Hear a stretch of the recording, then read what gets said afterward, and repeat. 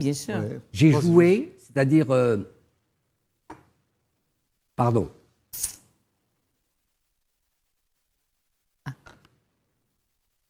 Au fait, je suis très émotif. Vous êtes Le ému? soir où le lendemain, j'avais les journées, ce qu'on appelle les journées du conservatoire, et les journées du conservatoire sont extrêmement importantes. Il y a tous les agents, les castings, les metteurs en scène qui viennent voir les élèves sortant du conservatoire, et c'est là où on trouve des agents, c'est là... Et le soir même, non pas le soir même, c'est-à-dire la veille, j'étais en Hongrie, je faisais un tournage, et je rentrais, j'ai vu ma femme qui était un peu bizarre. Et je lui posais des questions, qu'est-ce qui se passe, qu'est-ce qui se passe, qu'est-ce qui se passe. Et à 4 heures du matin, elle me dit, ta mère est décédée. Donc, c'est la vie. Donc, j'ai appelé mon ami à 10 heures du matin, je lui dis, voilà, je lui ai annoncé la mauvaise nouvelle. Il m'a dit, viens, je vais appeler... Elle était à Bélabès. Comment? Elle était là en France? Oui, elle était en France. Donc, il a appelé mon prof qui était Michel Bouquet.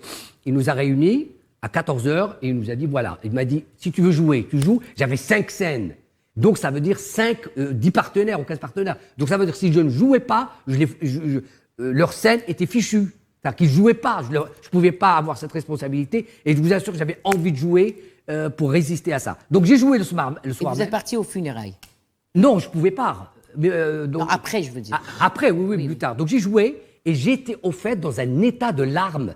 Et je jouais des scènes comiques et des scènes dramatiques. Donc, je sortais de scène. Je pleurais, je rentrais, je jouais. Voilà. Et c'était ça. Allah yarhamha. Et beaucoup plus tard, parce que là j'étais jeune acteur, j'avais cet état de larmes à chaque fois que je jouais. Même des scènes de comédie. Et je me suis dit, bon Dieu, ben voilà, au fait. Jouer dans un état de larmes vous donne la justesse absolue. C'est alors l'endroit même où vous jouez. Moi, je considère que si on n'a pas ces vibrations, on ne joue pas, il faut arrêter, il faut couper. Ce genre d'émotion. Voilà. Notamment. Exactement. Donc elle est vivante à ce moment-là. Allah yarhamha. Voilà. Madame طيب Fayrouz a eu le... كان نروح عندها نفس إلى محرز فقط